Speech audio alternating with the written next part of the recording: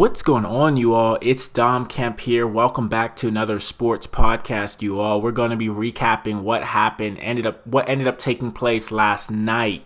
The topics of discussion this morning will be Dwyane Wade, his final home game as an NBA player, final home game. Magic Johnson and him abruptly resigning from being president of basketball operations for the LA Lakers, and Dirk Nowitzki in his final home game with the Mavericks as well. He's going to be retiring at the end of the season. Let's jump straight into it. So here we go. The topic we're going to start off with first is Dwyane Wade. He had a phenomenal career as a Miami Heat. Yes, they do have one more game, I believe, but other than that, he just had a fantastic career as a Heat player. So what we're going to do is we're going to read an article real quick, and I will then, end up giving you all my opinion on what ended up conspiring last night. So, for Dwyane Wade, Wade goes out a winner in Miami. Heat topped the 76ers 122-99. So, we take a look. His oldest son, the heir to the Wade basketball throne, was on the Miami bench for the final minutes. Former President Barack Obama sent a video. John Legend and Chrissy Teigen were courtside. The MVP chants rained down while Wade played one more time. The last Miami steps in his season-long One Last Dance. Wade's final game in Miami was everything he wanted and then some. He scored 30 points in the tribute-filled game, and the Heat sent him off a winner by defeating the Philadelphia 76ers 122-99 on Tuesday night. It was festive all the way to the end, even though the Heat learned during the third quarter they were eliminated from playoff contention. Wade County. Wade shouted to the crowd after the game after he jumped up onto the courtside table where the Heat managing general partner Mickey Arison sits. One last time, one last celebration. I love you. They loved him back. They have for 16 years. They will for 16 more, and 16 more after that, and 16 more after that too. I'm still just amazed even after all these years. Head Heat coach Erik Spoelstra said, I've seen him go into his bag of tricks so many times and just compartmentalize, but I'm truly amazed that he was able to perform like that tonight. Bam Adebayo scored 19, Justice Winslow scored 16, and Hassan Whiteside added 15 for the Heat. The Heat were aware that Memphis had a big lead against Detroit, a must-win for the Grizzlies to keep Miami alive in the playoff race. But the Pistons rallied. It still was a beautiful night, Spoelstra said. Wade's career will end Wednesday in Brooklyn when Miami play its regular season finale. He checked out for the last time with 1:02 left, embracing teammates and his son Zaire, who was on the Heat bench. Greg Monroe scored 18 points, and Ben Simmons scored 16 for Philadelphia, which entered Tuesday already locked into the number 3 seed for the Eastern Conference playoffs, and rested Joel Embiid and J.J. Redick. Simmons played only 21 minutes, Tobias Harris shot 3 for 16 in 20 minutes, and Jimmy Butler scored 4 points in 16 minutes. Butler did get one prize. He was the recipient of Wade's final post-game jersey exchange with an opponent. Special to see my brother get as much love as he deserves, Jimmy Butler said. He's one of the greatest to play this game, and I'm so happy. He gets to go out on his terms. Jonathan Simmons scored 14 for the 76ers, who knew they were witnessing Wade history. To see him be celebrated that way was the only positive of the night, 76ers coach Brett Brown said. Wade scored his first basket of the game on a dunk. Philadelphia scored the next 8, and it was all Miami the rest of the way. Winslow had 3 3-pointers, and Wade scored 6 points in a 22-2 Heat run that put Miami in control early. And the outcome was never in question again. The final minutes were all Wade. He switched to 3-pointer. He banked in a pair of them. He got slapped on his backside by a fan. In this case, it was permitted since the fan was his wife, Gabrielle Union Wade. He scored 14 of his points in that final quarter.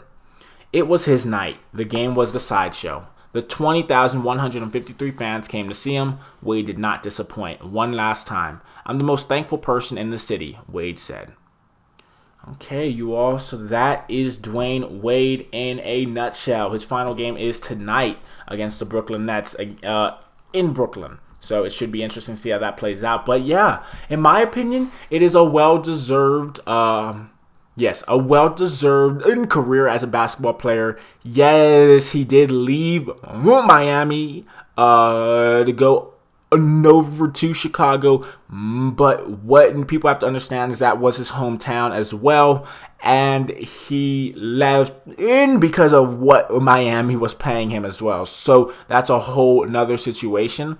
But then after having an opportunity to come back to Miami, he went to Cleveland with his buddy LeBron. But then that obviously didn't work out, and he eventually came back to Miami. So he came back around full circle, and I definitely have to give him credit. He's one of the greatest shooting guards of all time, and he definitely deserves everything he got this season in the sense of being recognized as one of the best shooting guards up there with Michael Jordan and Kobe. But other than that, that's pretty much the Dwyane Wade story right there. We're going to move on to Magic Johnson. Now, Magic Johnson is interesting because he actually stepped down for reasonable reasons. He stepped down for pretty good reasons. And I understand he's that outgoing, outspoken person Magic Johnson is. He loves having a fantastic time with everybody, so Magic Johnson's time with the Los Angeles Lakers is done. Now, here is another article that we're going to read for you all right now, and then I'll give you my opinion. Johnson abruptly stepped down as the organization's president of basketball operations on Tuesday night, less than 2 hours before the Lakers' regular season finale against the Portland Trail Blazers at the Staples Center. And I quote, "I had more fun when I was able to be the big brother and the ambassador to everyone," Johnson said. The 59-year-old said he officially made up his mind on Tuesday to step down, but that a lot of factors went into the decision. Johnson said that the rules regarding tampering in the NBA was a big issue for him. One example he gave during his announcement was that he couldn't congratulate Russell Westbrook when he dropped 20-20-20 last week. Of that, he couldn't congratulate Dwyane Wade publicly in his home finale. Let's see. Oh, yeah. Okay, I got it. There it is. Okay, that was a great feat the other day, and I couldn't even tweet it out and say, "Hey, congratulations, man," Johnson said. "If I had did that, everybody would have been, oh, he's tampering. I don't like that. I like to be free. I got a great life." I was like, damn, I have a great life outside of this. What am I doing? I have a beautiful life. I'm going to go back to that beautiful life. I'm looking forward to it. Johnson, who played 13 seasons for the Lakers, was hired as the president of basketball operations in February of 2017. Johnson hasn't told Jeannie Buss about the decision. And if you all have no clue who she is actually up there as one of the owners of the Los Angeles Lakers. That entire family owns that franchise. He also said he met with, Johnson said during a news conference that he hadn't yet told his boss, Lakers owner Jeannie Buss, of his decision to step down. He also said he met with Buss on Monday, where the two held a 3-hour meeting about the future of the organization. Johnson said if I would have told her in person, he would have been crying like a baby in front of her. Johnson also said later that he was informed that Buss did not attend the game on Tuesday night.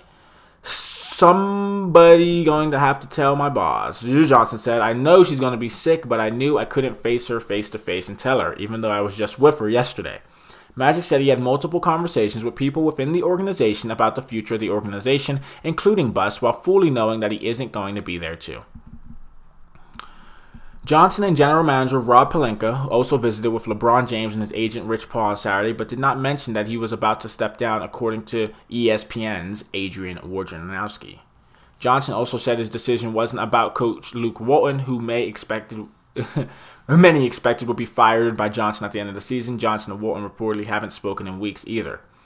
"I think Luke is a good man. I like Luke a lot," Johnson said. So what? We have different opinions about different things. It's okay. That happens in life. But my concern is really my relationship with my sister, and that's Jeannie Buss. That's all I care about. All the rest of the stuff don't really matter.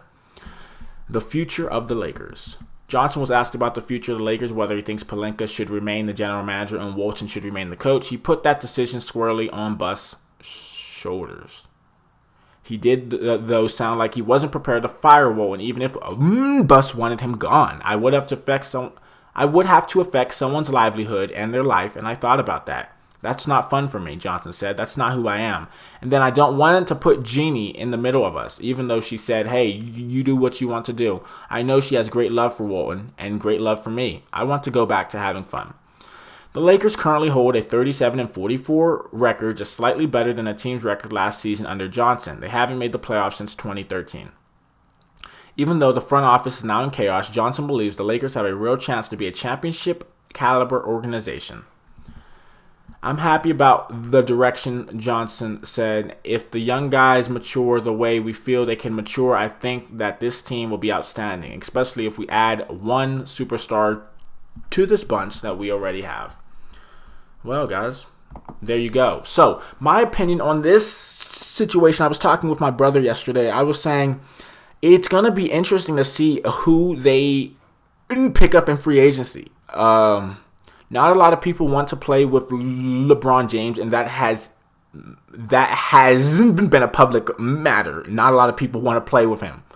And it's going to be interesting because instead of Magic Johnson being the president of basketball operations and all that, he is going to have an opportunity now to kind of build the team how he wants to build it.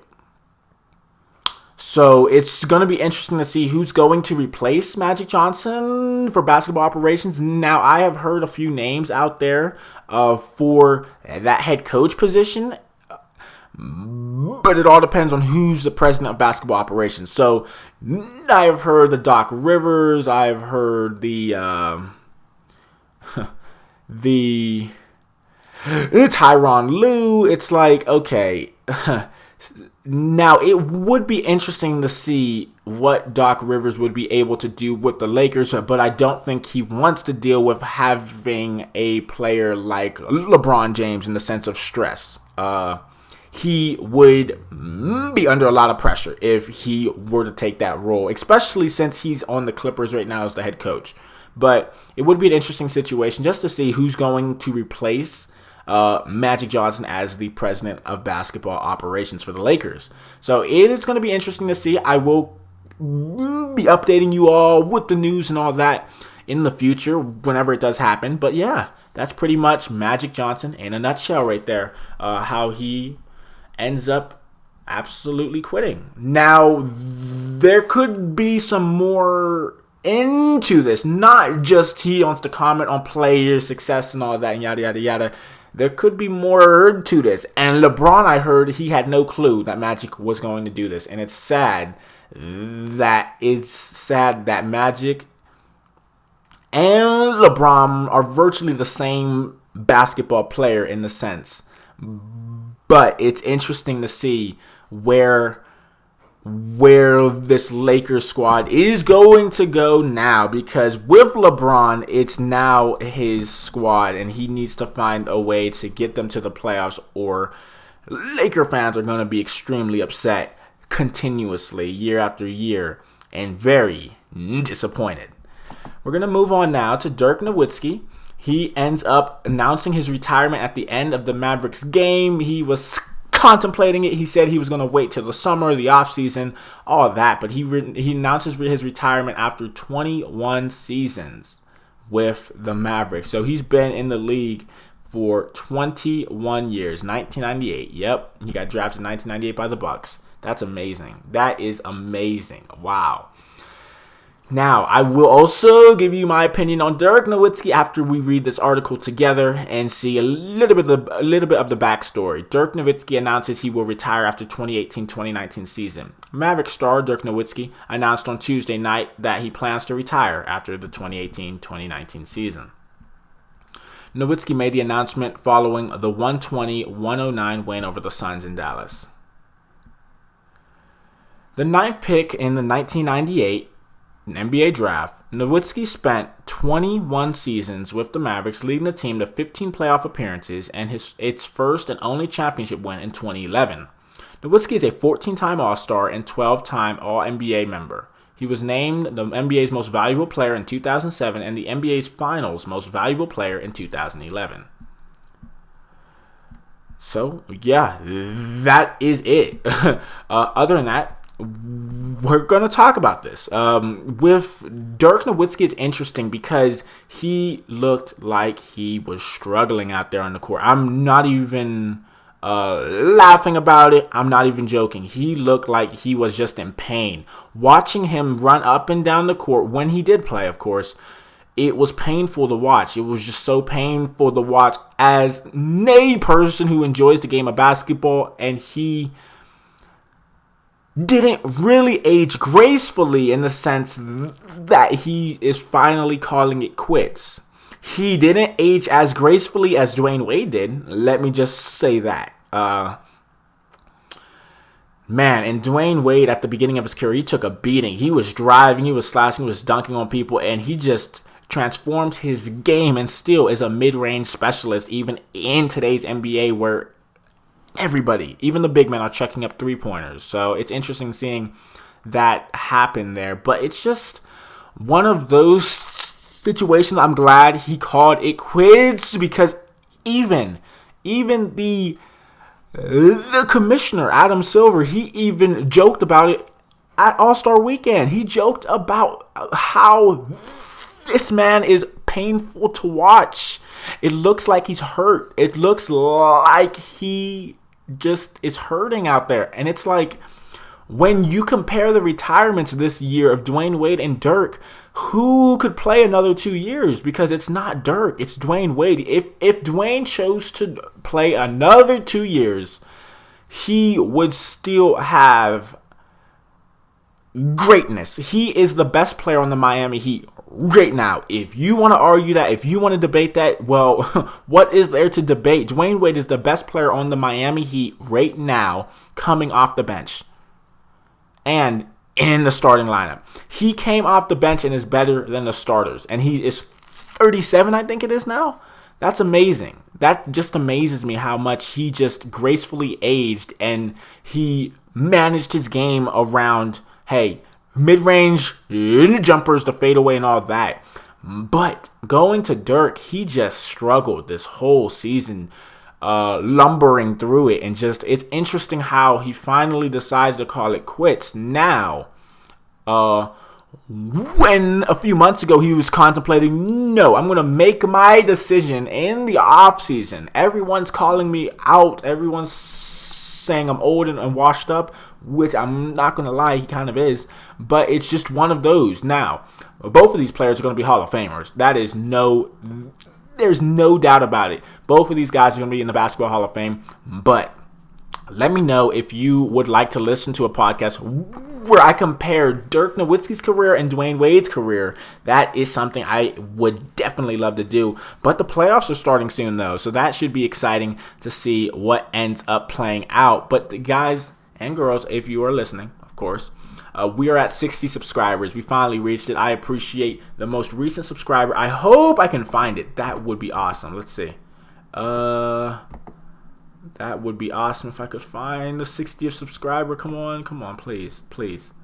It isn't going to show me. Dang it. I saw it, though. I literally looked at the notifications. I'm like, oh, somebody new subscribed. So thank you for subscribing, that person. But other than that, that's it, you all. That is the end of this podcast. Shout out to Dwyane Wade for a fantastic NBA career. First ballot Hall of Famer, most definitely. Shout out to Dirk Nowitzki as well. One of the greatest international players of all time. And shout out to Magic Johnson. Him wanting to do what he wants to do on his own terms. I understand that. So, yeah, that's it. Let me know in the comment section down below how you feel about these topics. And I will talk to you all later. Peace.